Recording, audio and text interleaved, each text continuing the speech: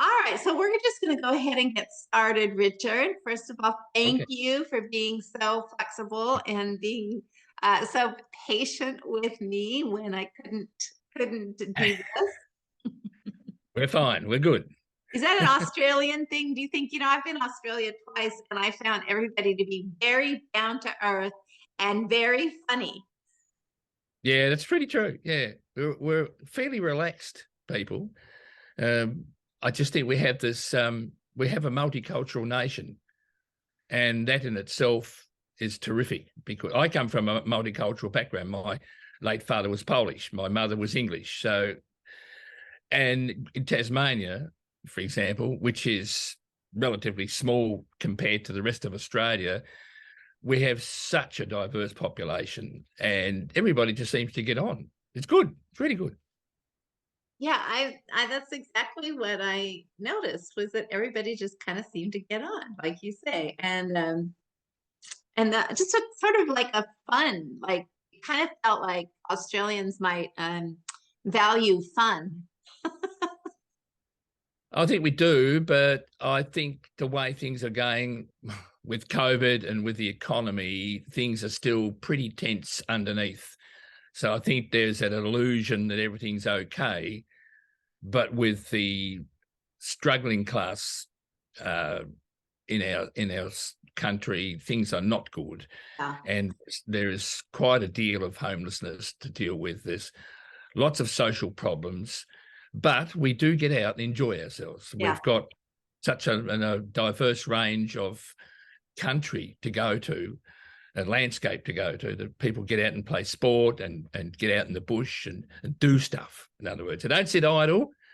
We just get out and enjoy. We've got some pretty good weather in Australia, despite the fact that we do have our storms and droughts and bushfires and so forth. And having been involved in bushfire when a few years back, I know how traumatic it is. But we get over it. We get over floods. We get over I think we're very resilient. mhm. Now you say you did you have flooding personally? Not Not flooding, but the fire. The fire. Yeah, when I was at Port Macquarie on the mainland in New South Wales, yeah, it was tough. It was tough. But it was tougher for people who lost stuff, but we were very frightened, very, very frightened. And we got out literally just in time. I had a workshop to go to in the next state for 5 days, and that was our call in place to go before we went back to Tasmania to live. We were away for three years this time, 4 years. Oh, time flies. 3 years went 3 years there and a year in the tropics. We've been in the tropics before to live, and we came back that way, and we got out, and to see the devastation, to be able to drive through it was yeah. I just don't want to talk about it too much because I've had I just had helicopters hanging over the roof of the house and planes flying up the street, dropping water nearby. We weren't under direct threat, but when you can stand there and see the fire coming at you across the golf course, you think it's not good. And we were very lucky because the town we had was nearly cut off. We had fires at both ends and no way to get out. And if the fire had come back the other way, or the wind had changed, the ocean was the only place we could go. So that was rough.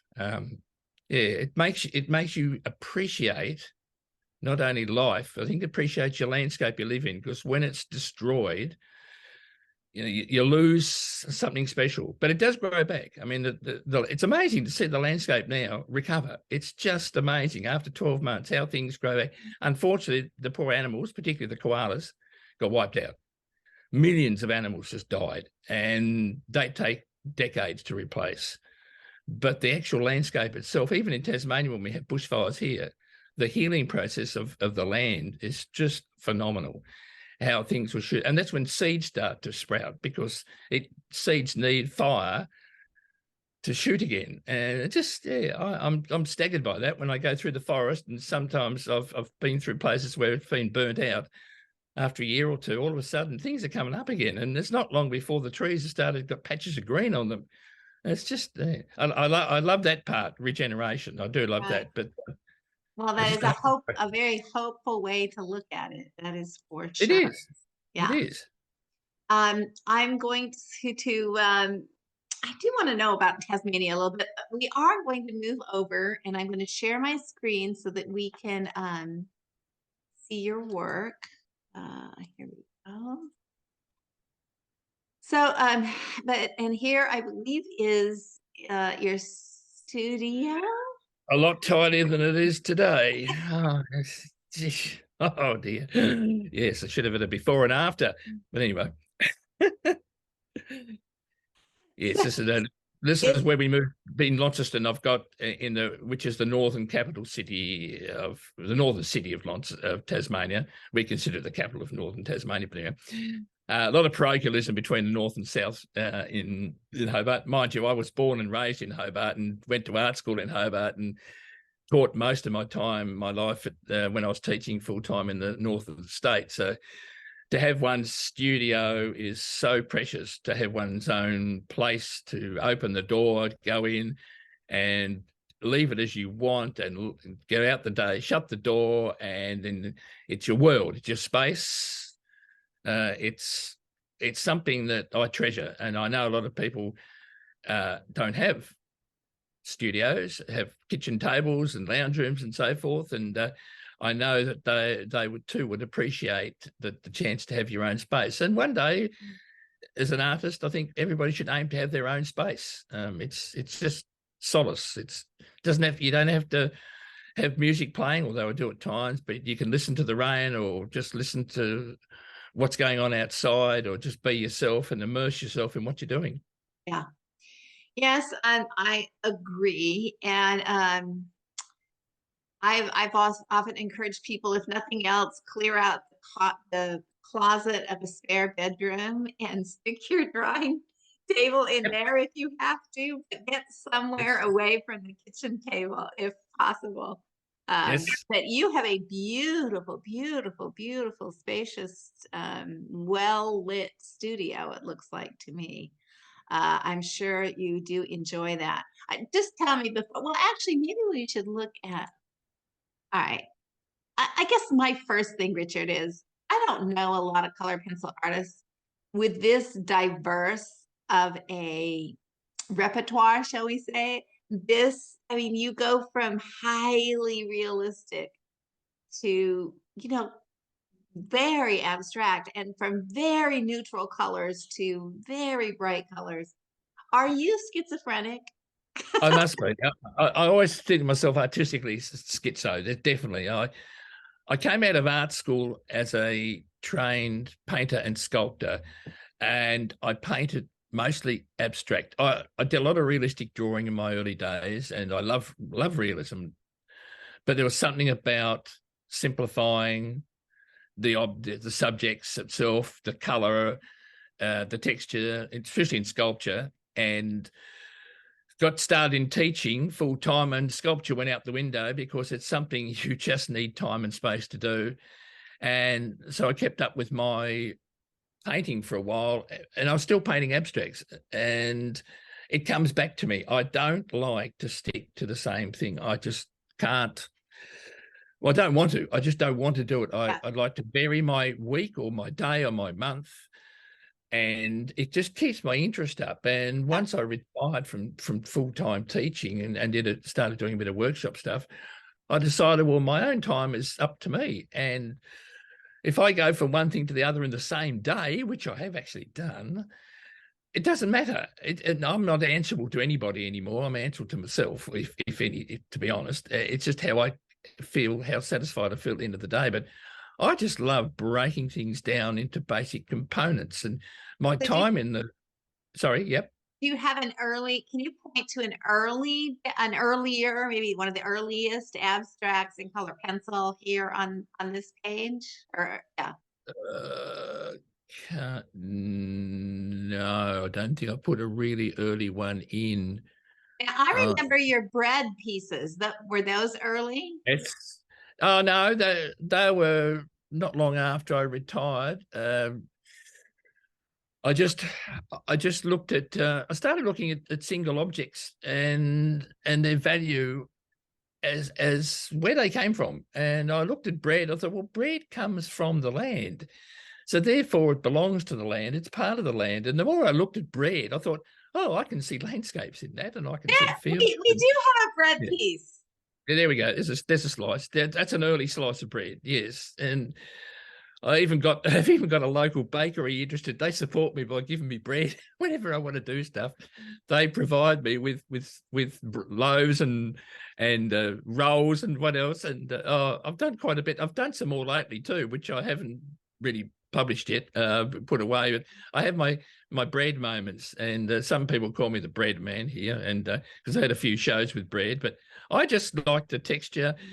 And I love seeded bread. I love wholemeal. I love myself eating seeded wholemeal bread and so forth. And that was ideal landscape fodder for me. And I just looked at it as an object in its own right. And then it sort of grew from there. And fortunately, I was lucky to get two of the pieces in one of the big national art prizes here, the Glover Prize, which is a Tasmanian prize. But just to get in with coloured pencil amongst all the big painters, and of course painting is still the thing to do, but coloured pencil is always the David versus Goliath in art, especially here in Tasmania. But it was just wonderful that the judges could see that maybe I had something going here, and they didn't mind the medium, and I was chuffed. So it was probably a couple decades ago that I saw your first bread pieces, and I had no idea what the rationale.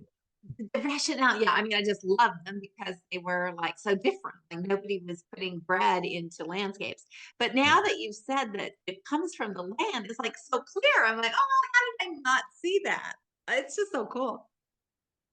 I just think it's a fun piece, and I will do some more. I've got some plans for more, which I've put in one of my drawers, one of my many drawers.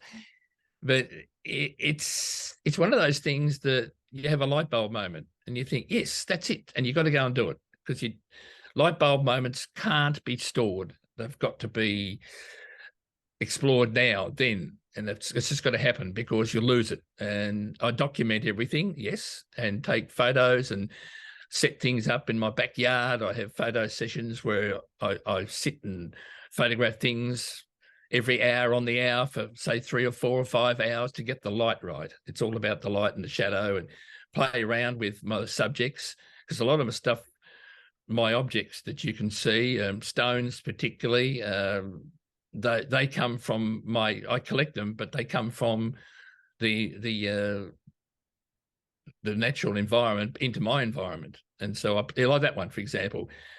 And this is my out of context series, which I'm still working on. And I just see things. Why not see things you always see stones by the beach, on the beach, or near the, so what about in a box? So that's my rationale for that one. Just quite simple.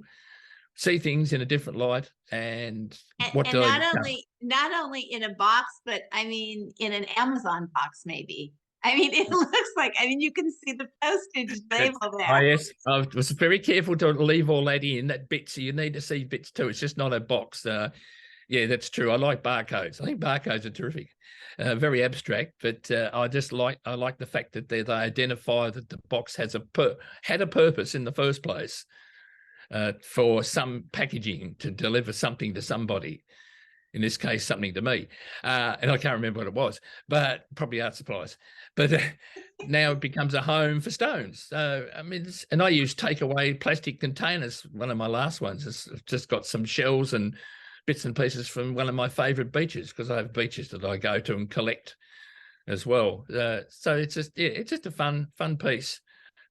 Excuse me, just to get my mind going. I just like to go out there sometimes and play around with the obvious and seeing things differently. That's just me. And so, like you said, a light bulb moment can't be put off. Yeah. I've kind of noticed, I don't know if it's a light bulb moment, but if I'm drawing and I see something, say I'm drawing I'm working on the mouth, but I see something in the hair. suddenly Yes. that I hadn't seen. And if I don't go work on that instant, like I can't live with myself. I mean, it's just like a compulsion almost. And it kind of Well, sounds like that's what you're talking about with yeah, these light bulb yeah, moments. yeah, you do. I think if you don't, you've lost it, because you may not see that again when you go back. Right. Yeah. So it's being, you can miss so much when you look. We do look at things, but we don't see. Right. And there's times when we see something, and I pick up some things on my drawings that the second time round, or my subjects, and I thought, gee, I didn't see that before. Oh, that's weird. And I thought, I like that. And if I don't do anything about it, I won't see it again. I'll forget. Yeah. Okay, so the other, okay, the bread really, really struck me. And then the tulip fields, I think they're tulip fields, but maybe they're another Yes. flower. Yep. Yep. Absolutely have always been a huge fan of the tulip fields. Here's another. Now, these are more abstract than the ones I remember first seeing. Were these later or earlier than the? This is later. This is cutting it back. This is a newer work in the Okay. series, just trying to simplify. I find we are very blessed in northwest Tasmania with a beautiful, it's called the Table Cape Tulip Farm. And I actually had a show there in 2015, I think it was, and which was my biggest selling show that I've had. And it's just an amazing place. The colour is so alien to Tasmania, the landscape itself. When you stand up there on the hill and look down at the tulips, it's just gobsmacking, because the rest of Tasmania is cool temperate, and here we've got this bright colours up and down all over the place. And I never seen anything like that in Tasmania before. And when I looked at it, I never saw the tulips. I saw the rows of colour. It wasn't about the tulips. It was about the rows of colour. And that's how I've seen it since. I've done very little work. I have done some tulips themselves, but I've tried to just to stick with, it's, to me, the ribbons of colour that circulate. Like that one you got on now, that one, I took that as I love the distort.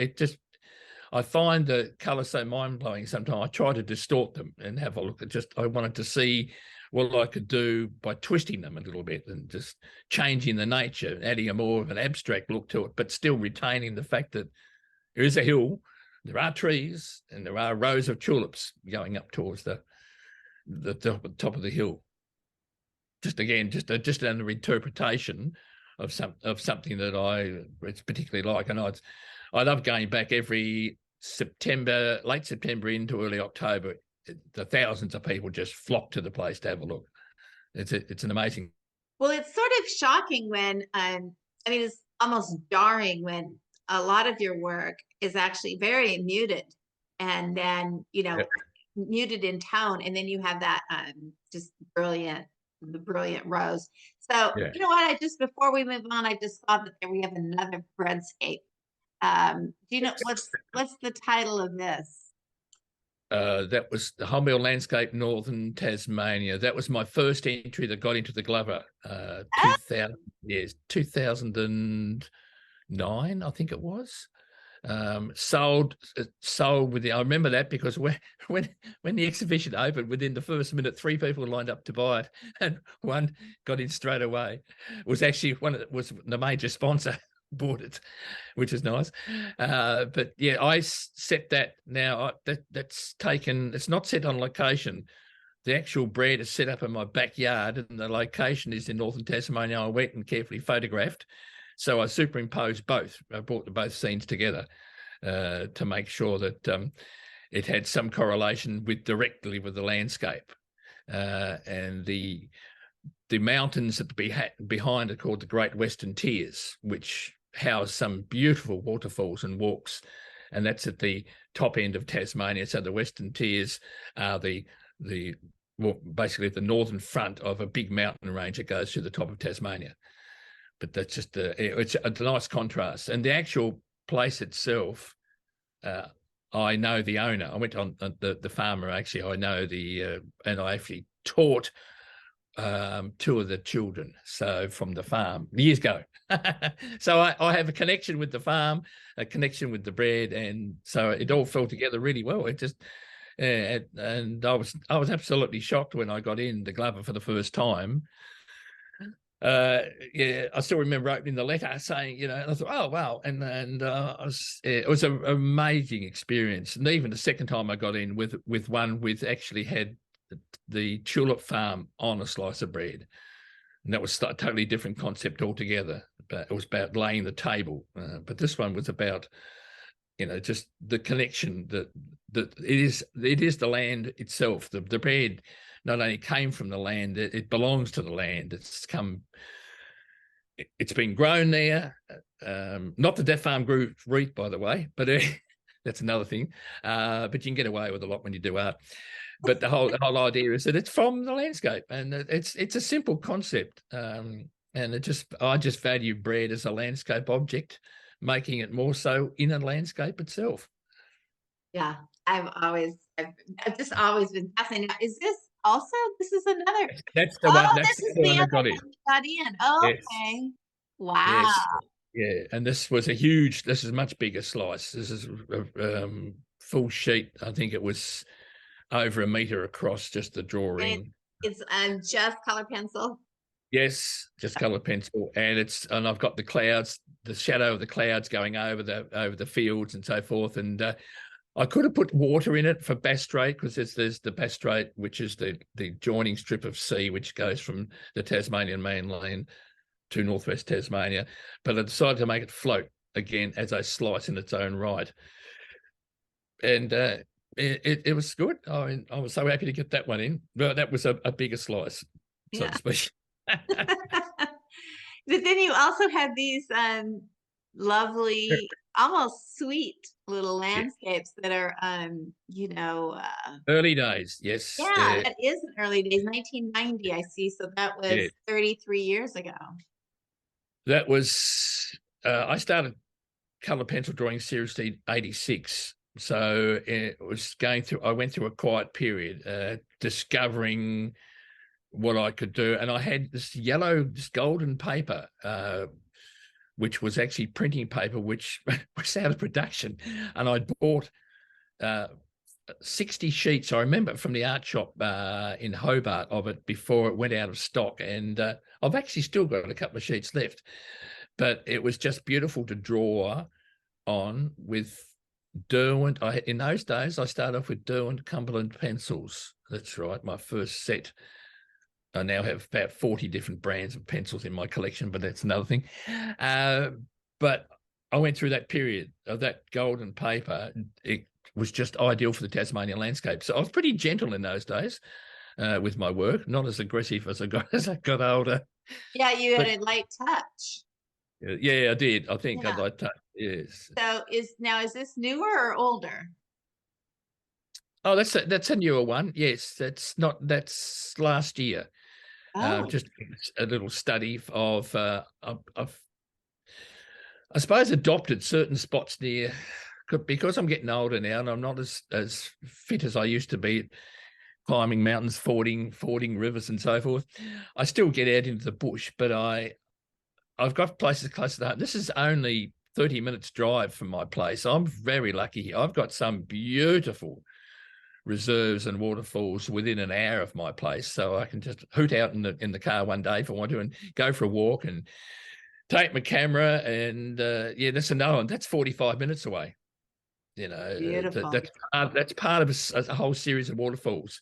There's about 4 falls in that area in the Liffey Valley of northern Tasmania. That's just a wonderful place to go. Just love it. And this one, it's just so interesting because I have to say, I would never look at that and say, oh, Richard. I mean, it's just so wildly different, from. Yeah, it is. But I think to me, it's a release to go from one thing to the other.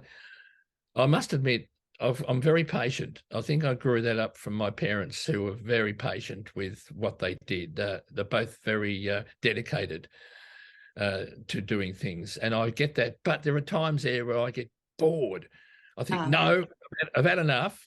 That's my wife Val and I went on a walk to this place. This place is within an hour of our place to go to, and this is just a creek running off a waterfall, and that whole area had been decimated by two major storms, 2011 and 2016, and some of the area was just gutted. And I just loved the way the water was just, with the shine was coming off the water there.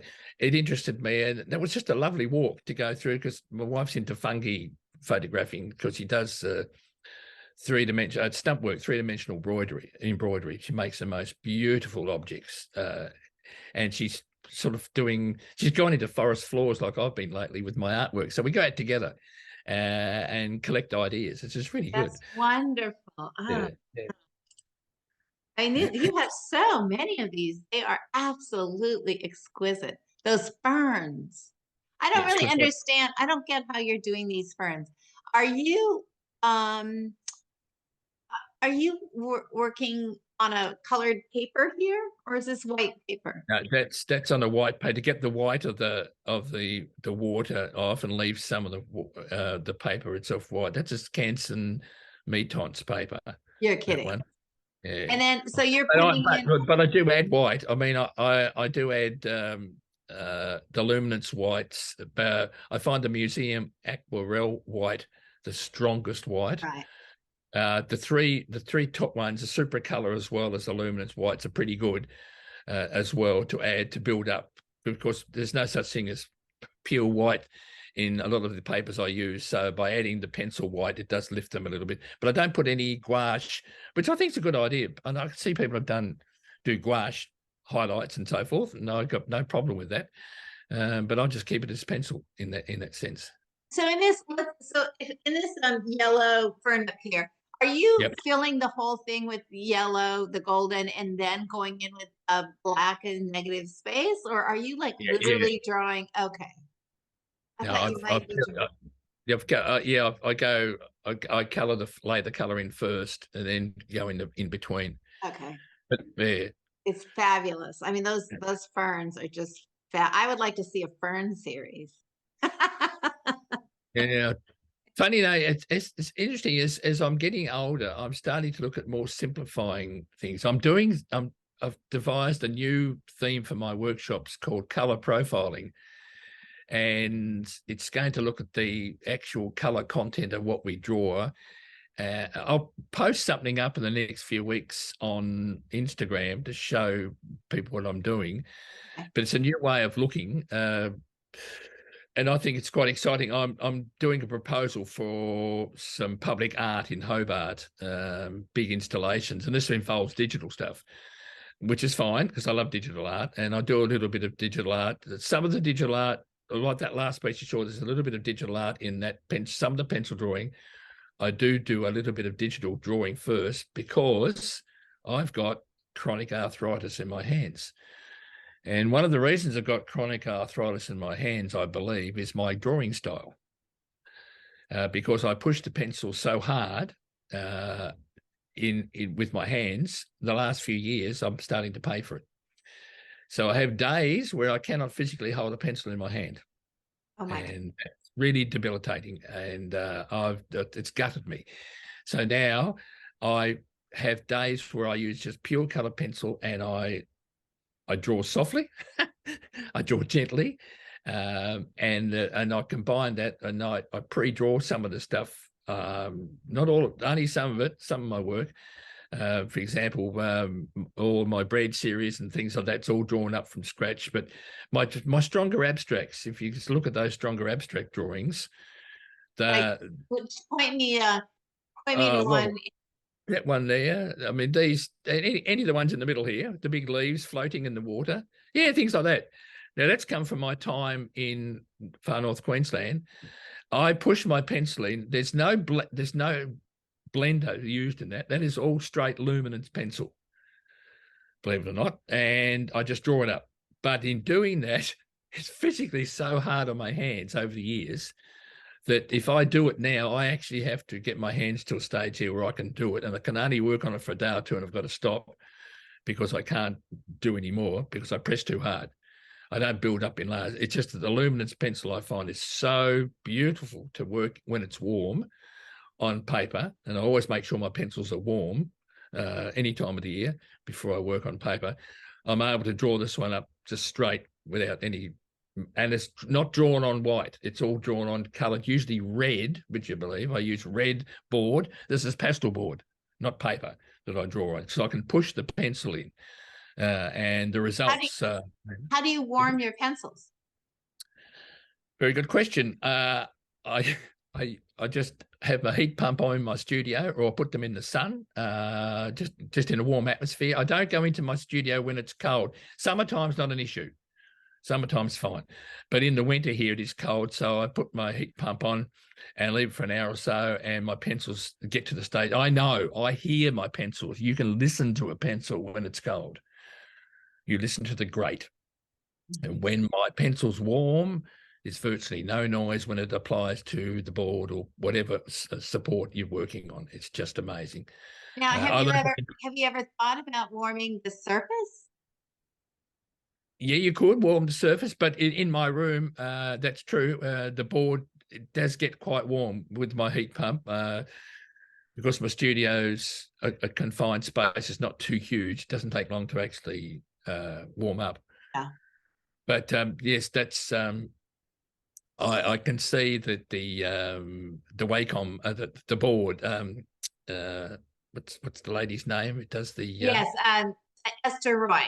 It does lovely work. I did think of buying one at one stage. Yeah, when I was in Queensland, but because when I'm in Queensland, which is pretty warm, I was going through 2 or 3 pencils in an afternoon, literally going, because it was so soft because of the heat. I used to draw outside on the veranda because I just couldn't handle the inside with the heat pumps, the air conditioning going so much.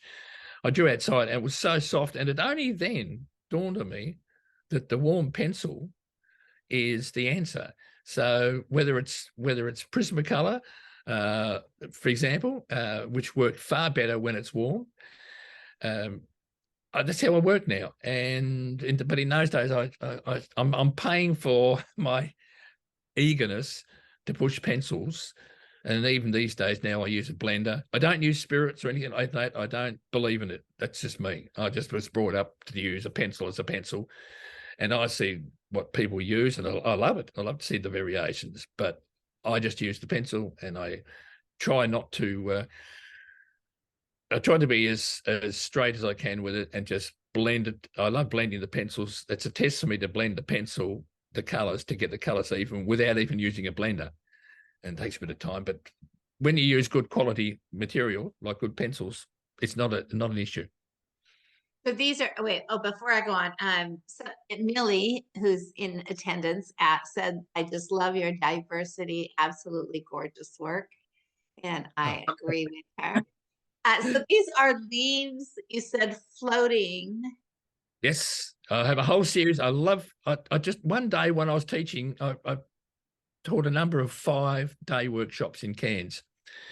And one day I was having a break, and I was just leaning over the rail of a fence there, looking into the pond, and I was watching things going up and down, as you do, and what was inside. And I thought, gee, I love the reflections, and I love the light and the way it hits things.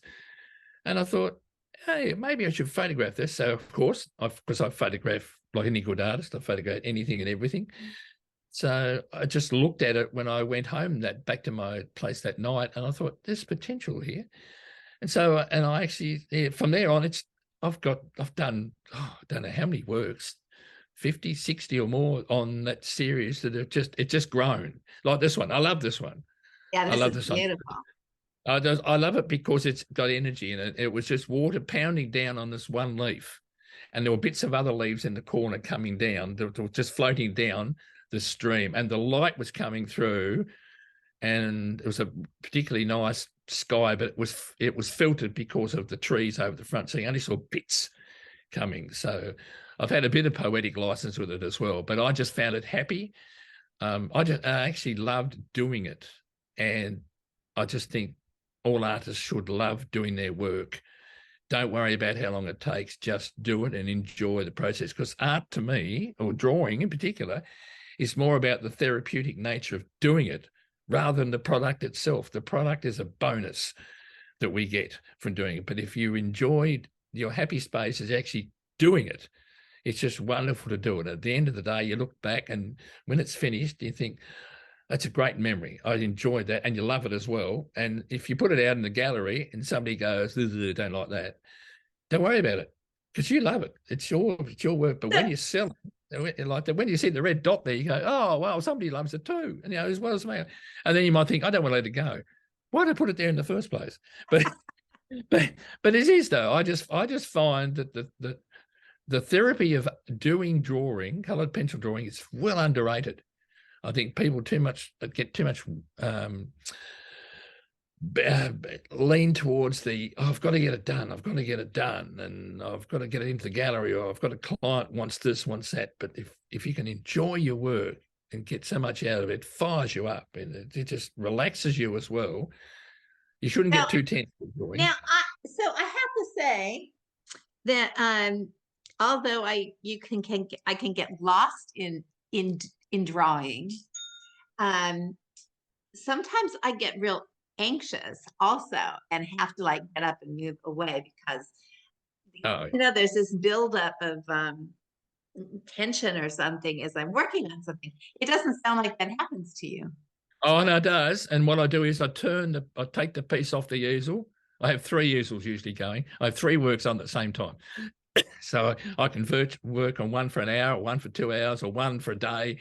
But if it's not working, I take it off, I put it in the drawer, or I turn the board around against the wall, and I leave it for a couple of days.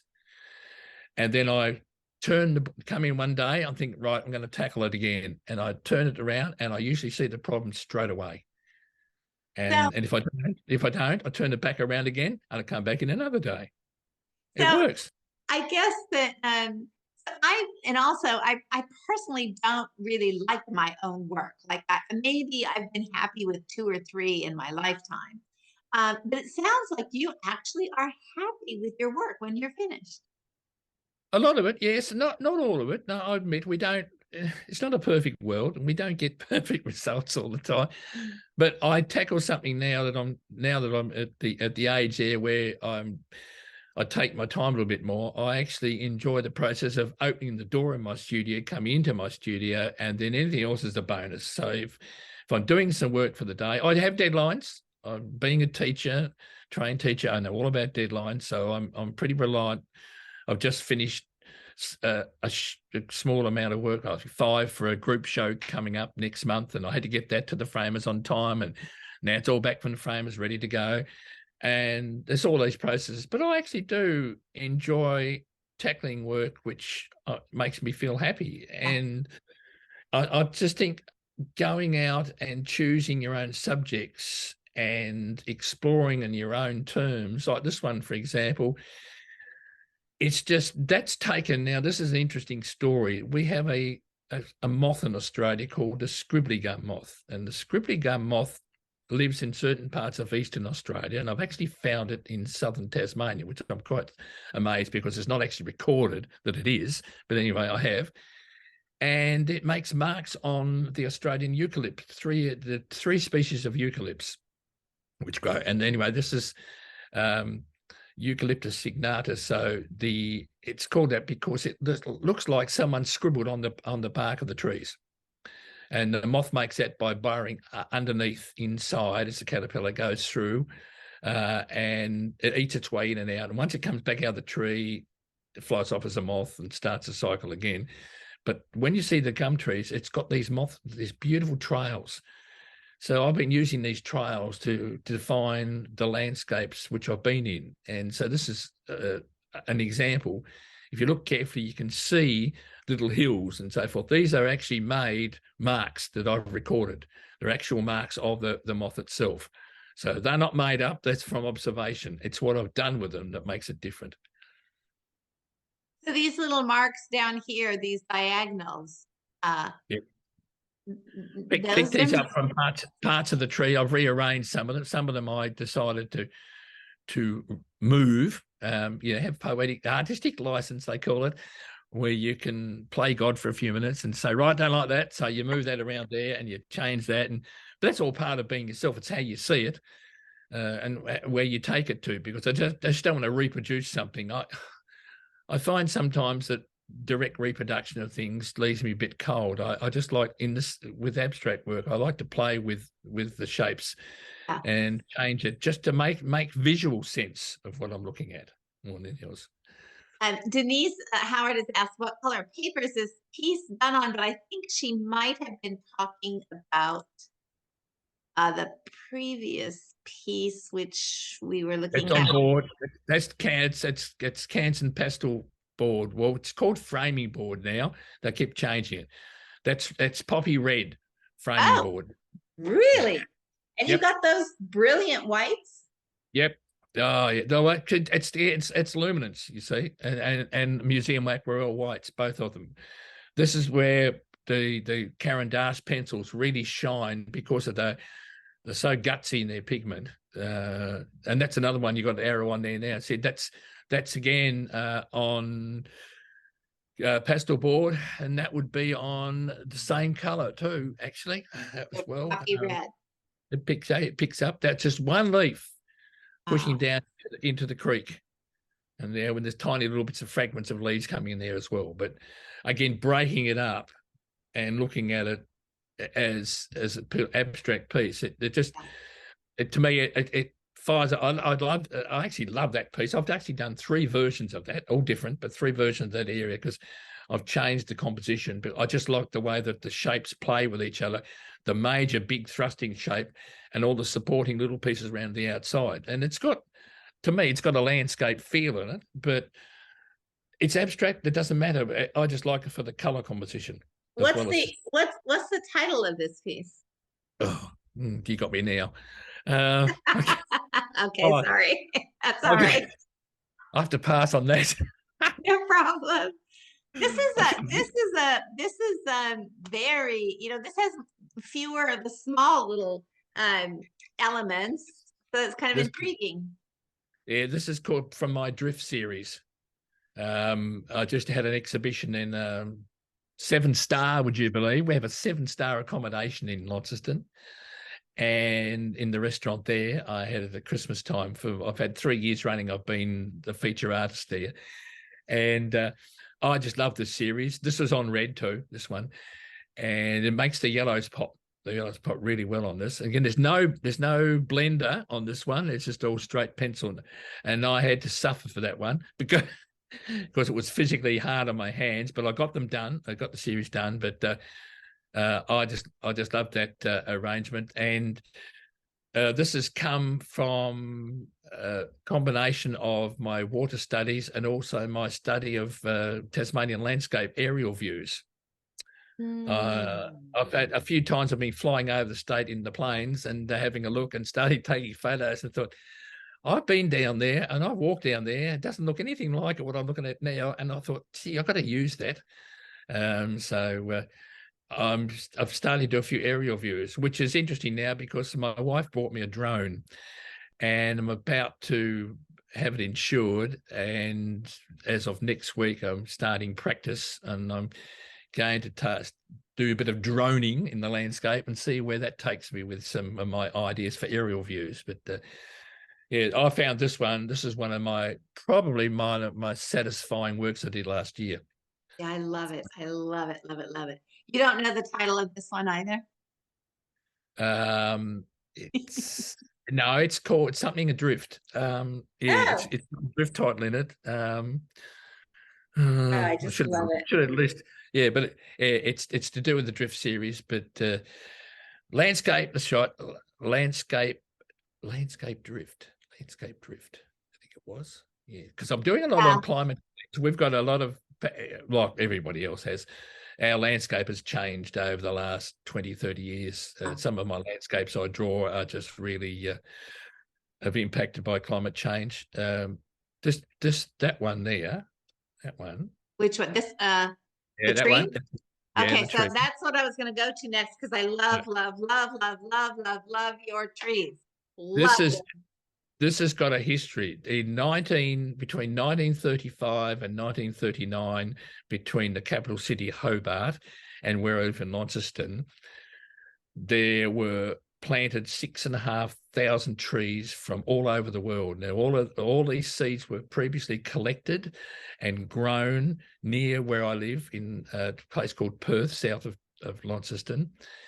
And they were raised from seed and then planted along the highway on both sides to honour the pioneers that came to Tasmania in the early 1800s. Now, some of the trees died. The rationale was that any tree could be grown in Tasmania. Seriously, they thought that the climate was good enough, but it didn't work out. A lot of the trees are still there today. In first half of 1939, just before the war started, on a place called Highlands Flat, which is in the central part of the Midlands of Tasmania, which goes down the middle of Tasmania, 8 trees were planted, and they're Roman cypress trees. They are still there today. I've actually met and talked with the lady whose grandfather grew and planted the seed as well. And I've been up on the property. I got permission one day from the owner to go to the property, to go up and take the photos, and I have drawn them countless times. They're just fascinating. And a lot of people in Tasmania don't know why the trees are there, but there's 4 of them facing the rising sun in the east, and 4 facing slightly towards, I wouldn't say the setting sun, but facing the western tiers. So they're at an angle in groups, 2 groups of 4, but they run together. They look like they run together in a line.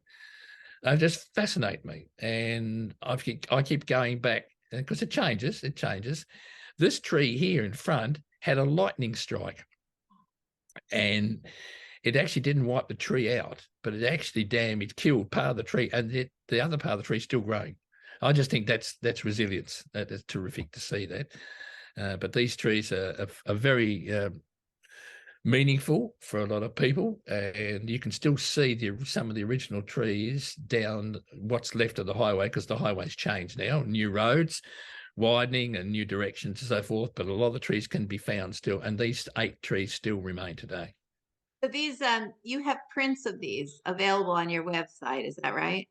No, I don't think I have. I haven't shown this one's framed. I haven't displayed it yet. It's just sitting in. I haven't. You have you have prints of a series with trees in them, or at least you used to. Oh yeah, I do have some trees. Yes, yeah. I just haven't gone much into prints. I've had I just relied on gallery sales, to be quite honest. Yeah. It's although I have sold a few things overseas of late, which is nice, but the galleries have supported, particularly the one where I've just had a show. It's been very good for me, and I've enjoyed that. But it's funny about you talking about prints. I just haven't been into prints as much as maybe I should or could have. I don't know. Well, I remember a few years asking, because I was just struck. You have I really like things that line up, and you had some, and I love trees. I'm just crazy about trees. I can't draw them, but I admire them all of the time. Like, I don't know what they are. I mean, I really hardly know a maple from an oak, but just that they sit there so patiently, year after year, decade after decade, just always blows me away. So anyway, I remember asking you if you had, and I did not purchase one, but now I just moved into my new home, and I think that there's a wall here for Richard. How do you say your last name? Klecociuk. Oh, say that again. Klecociuk. Klecociuk. So you don't really say the final K? Sometimes but well, it just depends on what mood I'm in. Klecociuk is probably the variation, but the Polish people, it's interesting. I've met several Polish people who interpret my surname differently. So it's probably regional. It's like anything with an accent in Poland. Things change, I suppose. People, right? And I've always been Klecociuk. It doesn't matter. I'm quite happy with that. Yeah. Got you. Well, anyway, I think there's a wall that needs one of your prints. So as soon as we are finished here, I'm running over to your website and acquiring something. Well, the thing is, what you should do if you want me to send you, I've got an exceptionally good printer in town who will print my work. Okay. It's just a matter of you going through, and I've got a lot on Instagram too. Instagram's Okay. worth. Yeah, that's probably my best gallery at the moment. My other website gallery is good, but it's like everything, it's keeping things. This is where you need a manager to keep things in line. I just enjoy doing my art. I must be honest, and it sounds greedy, I know, but you just enjoy doing stuff for the fact that you're doing it, but you're doing something that you really enjoy, and it stimulates the brain. I think as we get older, we've got to keep the brain going.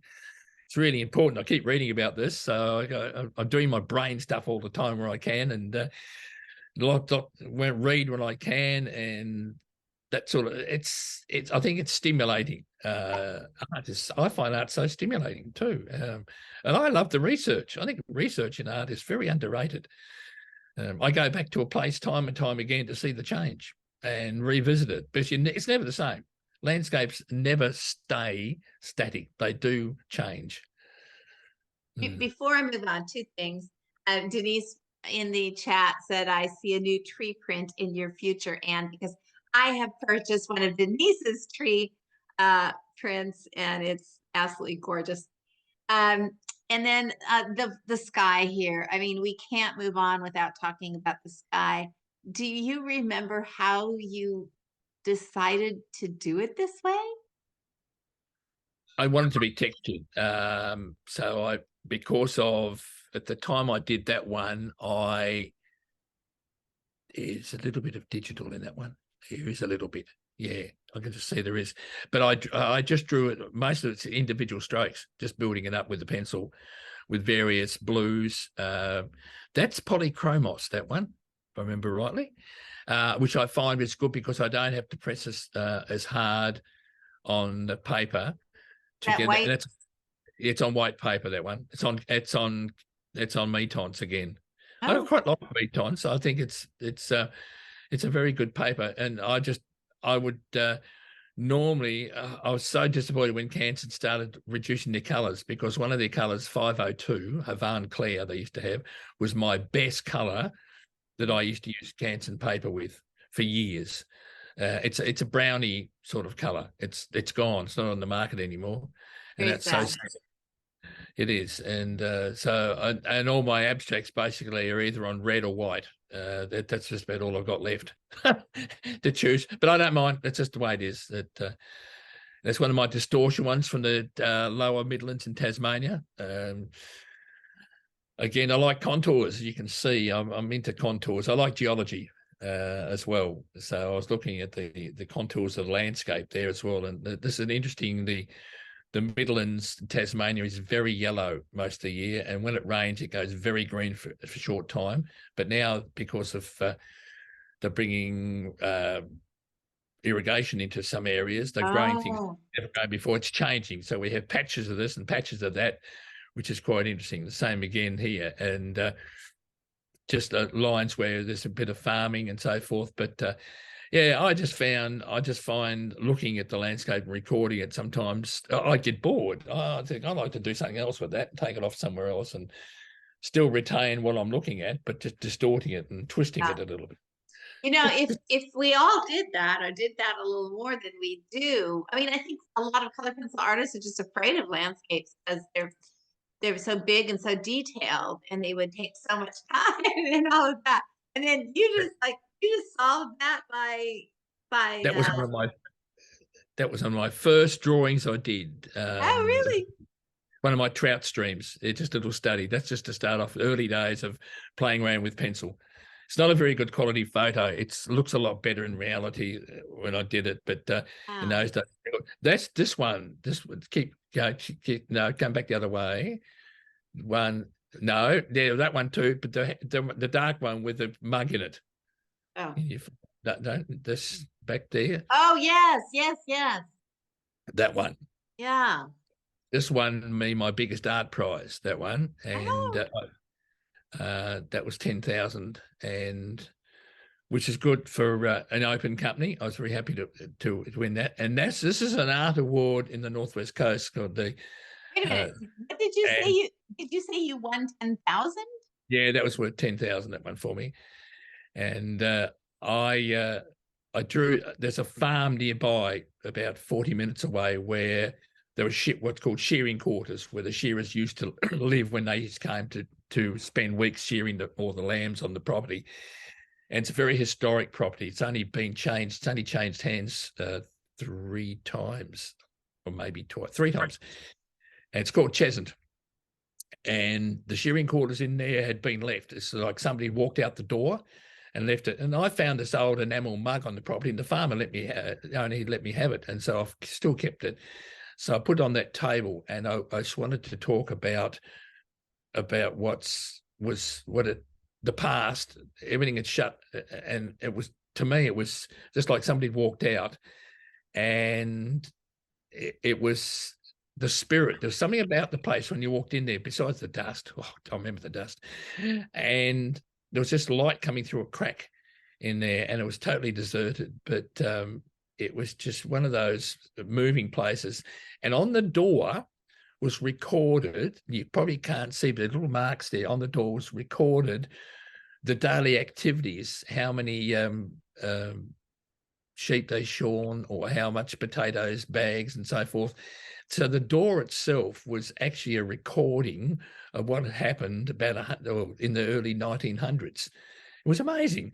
And just to see what had been written on that door. And I just felt that, and I've done several pieces from that place, and I've actually won several awards from that area. Yeah. Not only this one, but it was just moving. It's called Silence at the Table, because that's the kitchen, the lounge room where all the shearers gathered, had their meal, and there was a fire there, and that was their place. And otherwise, they just slept in the other rooms, slept even upstairs. There was a loft. But I found that a really moving experience going to that place, and that was probably one of my better realistic drawings that I did. And I worked really hard on the door to get it to what I want, and I actually thought I'd actually achieved it. And then when I got in there, and when I won that award, I was just I was blown away. It was just it was one of those magic moments you have in your life. But the money was lovely, but just the fact that I had been in an award which I several years before had been rejected from, because my work wasn't up to standard. It's just a selection, and I'd gone on after that. I think I've won about 8 or 9 prizes in that award over the years. The supporting ones, not the major one, but that was winning the major one was just wonderful. Yeah. And it's just, I remember first seeing that and just being so taken by it and moved. Like you said, it's a very moving, it's a moving scene. It's just fraught with emotion, really. I mean, so many different Yes. things. Yeah. Yeah. Well, I would have Richard, we have. I'm sorry. Go ahead. No, just I'd love to have taken that door home with me. I just wanted I think you can hang that as an art piece. It really was. That's how good the door was. Yeah, really good. Well, we need to wrap this up. We're at an hour. But it Okay. has flown by because you're fascinating. Your artwork is fascinating, and you can just really feel your enthusiasm isn't quite the right word. I guess it's the pleasure that you take from your artwork. That is, I love that you said that you just enjoy opening your studio door and walking in. And I really love that it starts there. I can understand when people call it their happy place, because I can identify that it is my happy place. Well, like I said, I'm running over to your website here once we hang up. I do have one thing to say to the few members that were here, but lots more will listen to it.